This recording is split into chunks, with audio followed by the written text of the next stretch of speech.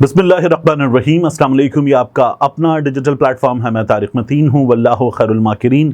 अल्लाह सबसे बेहतर तदबीर फरमाने वाला है, वही बचाएगा मेरे देश को बलाओं से। जो बारिश में शजर से घोंसला गिरने नहीं देता, क्योंकि उसकी तदबीर तमाम तदाबीर की इमाम है। इमरान खान साहब ने कहा था कि ये जो फवाद चौधरी साहब का, उनके साथ शेर अफजल मरवत साहब का, फिर उसके बाद कुछ दीगर लोगों का रऊफ़ हसन साहब पर होने वाली तनकीद का मामला है, इमरान खान साहब ने ये कहा कि वो बाहर आकर इसको खुद देखेंगे। और इमरान खान साहब ने फिर अभी इस मामले पर बात करने से रोक दिया। फवाद चौधरी साहब के ख़िलाफ़ बहुत से लोग बहुत कुछ बोल रहे हैं, शेर अफजल मरवत साहब के ख़िलाफ़ भी बहुत से लोग बहुत कुछ बोल रहे हैं। ये सिलसिला जारी है।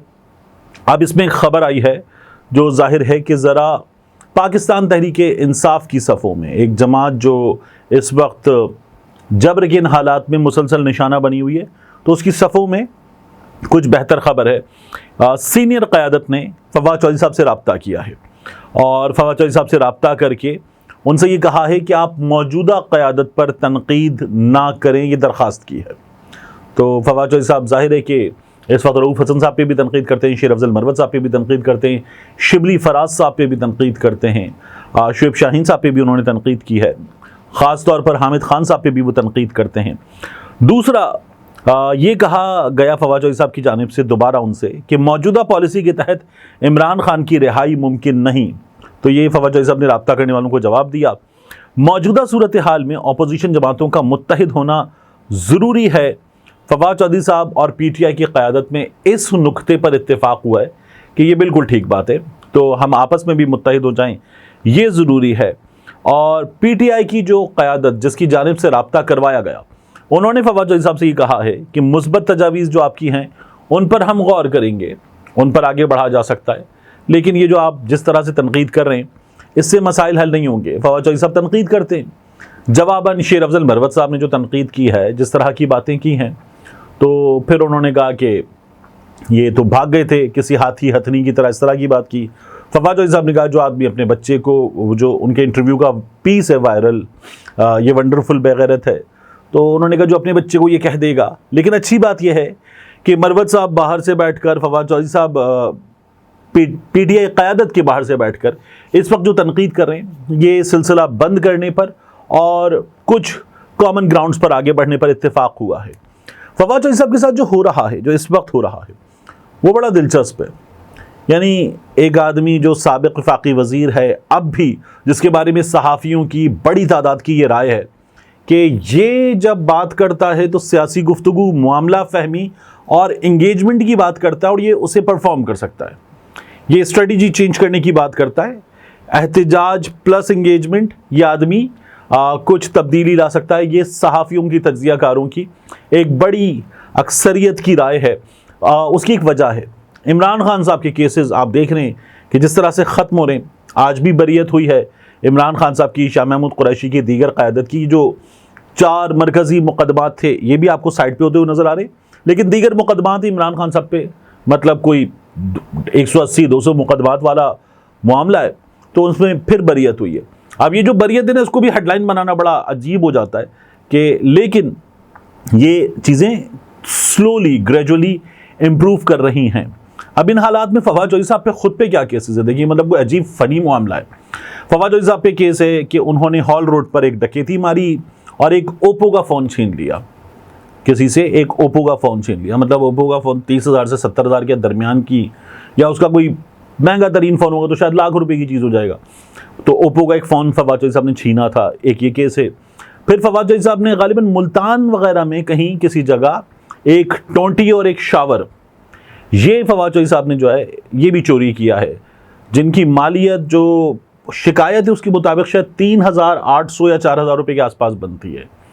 तो फवाद चौधरी साहब जो गाड़ी चलाते हैं, उस गाड़ी में मुल्तान आना जाना हो, या उसके अलावा भी अपनी जेब से पैसे खर्च करके बस में बैठ कर भी मुल्तान आना जाना हो, तो कोई 10,000 रुपये का खर्चा है। 4,000 रुपये की फवाद चौधरी साहब ने वहाँ पर चोरी की है।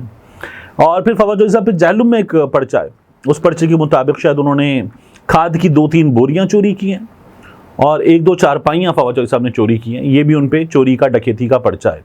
अच्छा, ये जो जहलुम वाला पर्चा है, अब मुझे उस मुद्दई का इस वक्त नाम याद नहीं आ रहा, लेकिन मेरी उससे बात हुई, वो FIR में नाम लिखा होता है, तो मैंने कहा यार ये क्या पर्चा करवाया आपने? तो उसने कहा जी हमारा 302 का भी पर्चा है, हमारा बंदा मारा था इनके लोगों ने, हमारा 302 का भी पर्चा, वो मैं बाद में करवाऊंगा।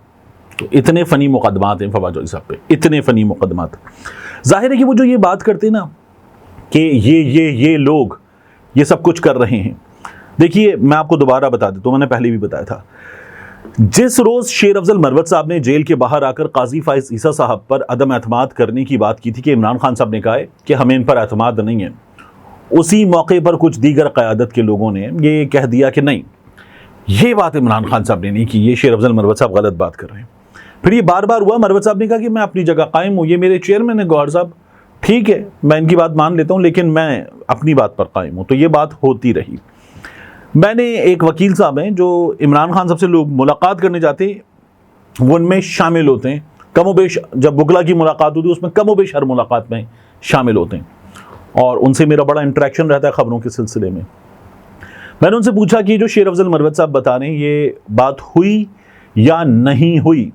उन्होंने कहा इमरान खान साहब ने कहा, ये वकील साहब के अल्फाज है, ज़ाहिर मैं इमरान खान साहब के सामने खुद तो नहीं सुन रहा था, उन्होंने कहा इमरान खान साहब ने ये कहा कि काजी फाइज ईसा साहब पे अदम एतमाद करते हैं। तो मैंने कहा करें यार, बैरिस्टर गौहर साहब नहीं करते, हामिद खान साहब नहीं करते, उनके बारे में फिर इल्ज़ाम लगता है कि ये लोग जो हैं ये अपनी वकला सियासत बचा रहे हैं, ये अपनी वकालत बचा रहे हैं, तो करें अदम एतमाद। जब जस्टिस गुलजार की अदालत कह चुकी, जो हमें इस वक्त केसेस नज़र आ रहे हैं, जो काजी फाइज ईसा साहब की तरफ से बेंच बनाते हुए लोग नज़र आ रहे हैं, तो बेंच के मामले पर भी मैं अभी एक खबर आपको दूंगा। तो मैंने कहा करें अदम एतमाद। उन्होंने कहा ये नहीं कर रहे, मैं क्या करूं, ये मैं तो नहीं करूंगा, ये तो इनको करना है। तो उन्होंने बैरिस्टर गौहर साहब का, हामिद खान साहब का नाम लिया कि ये अदम एतमाद इनको करना है। हामिद खान साहब ने कभी अदम एतमाद नहीं किया, लेकिन जैसे ही यहाँ पंजाब हाई कोर्ट में चीफ जस्टिस लगाने की बात हुई, सीनियर तरीन जज को चीफ जस्टिस लगना चाहिए, ये बात की हामिद खान साहब ने, और हामिद खान साहब ने ये बात करते हुए काजी फाइज ईसा साहब के खिलाफ पहली बार बात की। सियासत पे बात नहीं की, वकला सियासत पे ज़रूर बात की। दो ही धड़े, हामिद खान साहब का, आसमा जहांगीर साहिबा का ग्रुप, तो हामिद खान साहब फिर जब अपने धड़े पर बात आ रही थी तब उन्होंने काजी फाइज साहब के खिलाफ बात की, वरना इमरान खान के मामले में भी बात नहीं की। अब एक सवाल और होता है कि जो हम ख्याल बेंच बन गया मिलिट्री ट्रायल सिविलियंस का इस मामले पर, या इसके साथ साथ जो इलेक्शन कमीशन ट्राइब्यूनल बना सकता है, ऑर्डिनेंस का मामला था, रिटायर्ड जजेस के ट्राइब्यूनल, इस मामले पर तो यहाँ काम दिखाया जा सकता है, और काम दिखाए जाने से पाकिस्तान तहरीक इंसाफ को नुकसान होगा। तो मैंने ये कहा कि ये तो फिर 3 जज साहिबान बनाते हैं, तो जब 3 जज साहिबान बनाते हैं तो ये कैसे हो रहा है कि काजी फाइज ईसा साहब जो हैं वो ये बेंचेस बना रहे हैं और ये मुसलसल बन रहे हैं?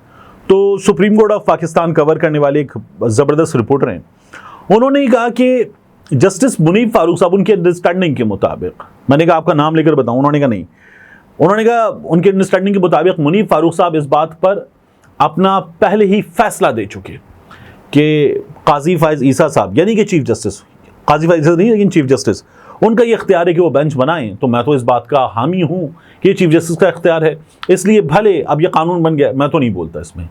आपके ना बोलने से नुकसान हो रहा है, आपके ना बोलने से मर्जी का बेंच बन रहा है, आपके ना बोलने से हम ख्याल बेंच बन रहा है, सुप्रीम कोर्ट कवर करने वाले सीनियर सहाफ़ी बता रहे हैं, और ये सिलसिला जारी है। तो ये एक चीज़ थी जो फवाद चौधरी साहब के मामले से जुड़ा पूरा मामला था। इसके बाद मियाँ नवाज शरीफ साहब को उनके अपने जो चाहने वाले लोग हैं, जो उनकी जमात की हिमायत करते हैं, जो मियाँ नवाज शरीफ साहब की जमात को भी कई दफ़ा सपोर्ट करते हैं, वो क्या कह रहे हैं? अम्मार मसूद साहब हैं, बड़े भैया अम्मार मसूद साहब ने एक ट्वीट किया है और वी न्यूज़ पे अपने कॉलम का गालिबन हवाला दिया। उन्होंने लिखा कि सुनने में आ रहा है कि नवाज शरीफ किसी से नाराज़ हैं, इस वजह से चुप हैं। उनकी नाराज़गी अपनी जगह, लेकिन अब उनके चाहने वाले उनसे नाराज़ होने लगे हैं। उनको नवाज शरीफ की खामोशी खलने लगी है। मुसलसल खामोशी उनके ज़ख्मों पर नमक बन चुकी है। जो उनके हक़ में नारे लगाते ना थकते थे, अब उनसे सवाल करते हैं कि आपके नाम पर हमें धोखा दिया जा रहा है, लेकिन आप खामोश रहे क्यों? आपने पार्टी की सदारत संभाली, फिर भी किसी गरीब की सदा आपकी समात तक नहीं पहुंची, क्यों? मियाँ साहब बिजली के बिल क़यामत बनकर हम पर बरस रहे थे, आप खामोश रहे क्यों? लोगों के बच्चे महंगाई से, भूख से बिलक बिलक कर भूखे सो जाते हैं, आप साकिब निसार को किस्से सुना रहे हैं, साकिब निसार के क्यों? वफाक में आपके भाई की हुकूमत है, पंजाब में आपकी बेटी की हुकूमत है, और पूरे मुल्क में गरीब का जीना अजीरन हो चुका है, क्यों? तनख्वाहदार तबका धाड़े मार मार कर रो रहा है और आप जेल में अपनी सहूबतों का जिक्र कर रहे हैं, क्यों? जिन लोगों ने आपके नाम पर वोट दिया, आपको चौथी दफा वजीर आजम बनाने का ख्वाब देखा, वही आपकी हुकूमत को कोस रहे हैं और आप खामोशी से ये तमाशा देख रहे हैं। क्यों? तो ये मियां नवाज शरीफ साहब की जो सियासत है, जो वोट की इज्जत को बेच देने के बाद मियां नवाज शरीफ की जमात को हुकूमत मिली है, इससे मियां नवाज शरीफ साहब की सियासत का कबाड़ा हो रहा है। अब ये जो लोग सवाल करते हैं ना कि क्या हुआ जब नवाज शरीफ जेल में था तो अक़वाम मुत्तहिदा क्यों नहीं बोली, एंटोनियो गुतरस क्यों नहीं बोला, तब क्यों नहीं हुआ, यानी ये सवाल हो रहा है बार बार। और अब हम देख रहे थे आबिद शेर अली साहब ने सवाल किया कि इमरान खान के लिए अक़वाम मुत्तहिदा का वर्किंग ग्रुप, ह्यूमन राइट्स का ग्रुप, ये लोग ये बात कर रहे हैं कि इमरान खान गलत जेल में है। अक़वाम मुत्तहिदा का सेक्रेटरी जनरल कह रहा है इमरान खान गलत जेल में है, नवाज शरीफ की बारी क्यों चुप थे? तो भाई इसके लिए भाग दौड़ करनी पड़ती है। पाकिस्तान तहरीक इंसाफ के लोगों ने भाग दौड़ की, उनको अमेरिका से नतीजा मिला, उनको अक़वाम मुत्तहिदा से नतीजा मिला, आपके लीडर भाग गए।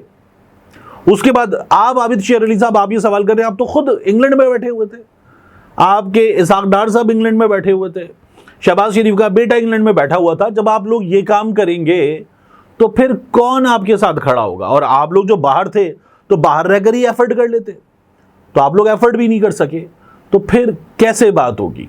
यानी नवाज शरीफ गलत जेल में था, ये बात वो कैसे करते? नवाज शरीफ उसके बाद अदालत से झूठ बोलकर 4 हफ्ते का कहकर मियां नवाज शरीफ साहब चले गए। अदालत ने खुद एब्सकॉन्डर लिखा था मियां नवाज शरीफ साहब को।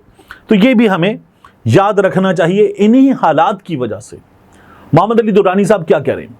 वो ये कह रहे हैं कि शहबाज शरीफ साहब इज्जत से काम कर लें तो अच्छा है, वरना उनको कुर्सी समेत कोई इक़्तिदार से बाहर छोड़ाया तो वो अच्छे रहेंगे। इमरान खान को रिहाई भी मिलेगी और नए इंतखाबात भी करवाना पड़ेंगे, ये मोहम्मद अली दुरानी साहब कह रहे हैं। मोहम्मद अली दुरानी साहब कौन है?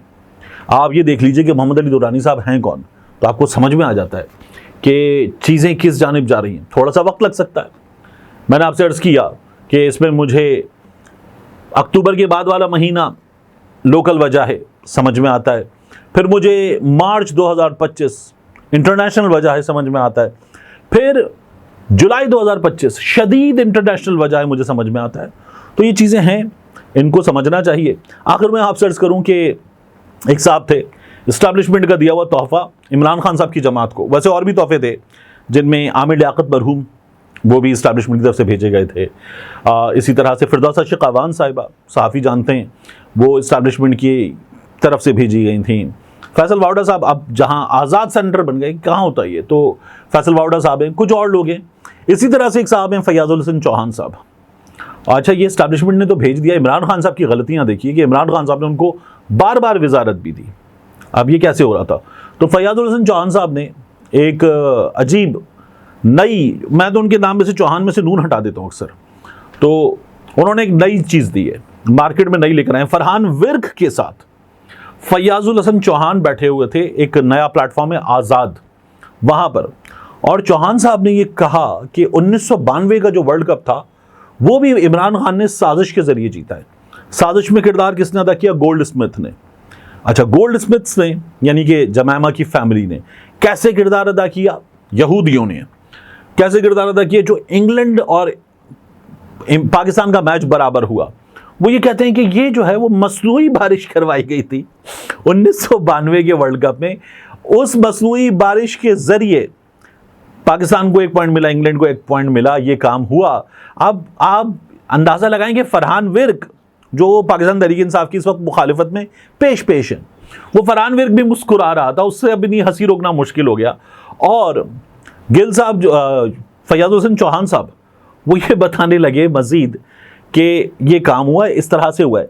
अच्छा, मैंने फिर इस शो की जो टीम थी, मैंने कहा यार ये क्या हुआ, इसको किसी ने रोका नहीं कि ये क्या अजीब मज़ाहिया बातें कर रहा है, जोकर लग रहा है। तो उन्होंने कहा नहीं, इससे भी बड़ी एक चीज़ हुई, वो फिर निकलवा दी गई। मैंने कहा वो क्या थी? उन्होंने कहा इसने ये भी कहा कि पाकिस्तान का क़याम जो था वो कायदे आज़म की कोशिशों से नहीं हुआ था, वो हिटलर के ज़रिए हुआ था, फिर वो निकलवा दिया गया। वो इतनी अजीब चीज़ थी तो वो शो में से निकलवा दिया गया, वरना इसने ये बात भी कर दी थी। तो चौहान साहब जो हैं वो कुछ भी कर सकते हैं। ये वो साहब हैं जो टेलीविज़न पे बैठ के कई बार कह चुके, यानी इस बंदे को देखें तो आपको नज़र आता है, मैंने चेक नहीं किया कि क्या एज होगी, कि ये 50-52 की एज का बंदा होगा। ये बंदा बरसों से टीवी पर कह रहा है कि मैं 40 साल का तजुर्बा है मेरा सियासत में, यानी ये शायद 4-5 साल का था तब से ये सियासत कर रहा है, ये इस शख्स का दावा है। तो हमारे यहाँ से लोग मौजूद हैं और वो हर दौर में जब बदलते हैं अपना रास्ता तो फिर उसके बाद जो कमालात दिखाते हैं वो आपको अंदाज़ा होता है कि क्या कर रहे हैं। ओन चौधरी साहब को देख लीजिए, आप चौहान साहब को देख लीजिए, आप पगड़ियों का फुटबॉल बनाने वालों को देख लीजिए, तो आपको अंदाज़ा होता है कि क्या हो रहा है। मरियम नवाज शरीफ साहिबा की जो हुकूमत कारनामे दिखा रही है उसके हवाले से कुछ हमारे सामने अहम तरीन चीज़ें आ रही हैं, और जिस तरह से इन लोगों ने पैसे का ज़िया किया एक आम आदमी के, उसके मामलात सामने आ रहे हैं। वो इंशाल्लाह मैं रखूँगा आपके सामने अगली वीडियो में। अस्सलाम वालेकुम, मेरी वीडियो जारी है मगर मैं दरमियान में इसलिए आन टपका हूँ कि आपको बताना है। आप देख सकते हैं हमारा दूसरा चैनल डॉक्यूमेंटेड भी। डॉक्यूमेंटेड में हम पाकिस्तान की तारीख के अहम तरीन वाक़यात, बाज़ औक़ात आलमी तारीख के अहम तरीन वाक़यात डॉक्यूमेंट करेंगे। ऐसी कहानियाँ जो ज़रा छुपी हुई हैं, अनकही हैं, मुकम्मल तफसीलात के साथ आपके सामने नहीं हैं। ऐसी कहानियाँ जिन्हें सुनकर आप दांतों तले उंगलियां दबा लें कि क्या ऐसा भी हो सकता है, उन वाक़यात को हम कर रहे हैं डॉक्यूमेंटेड।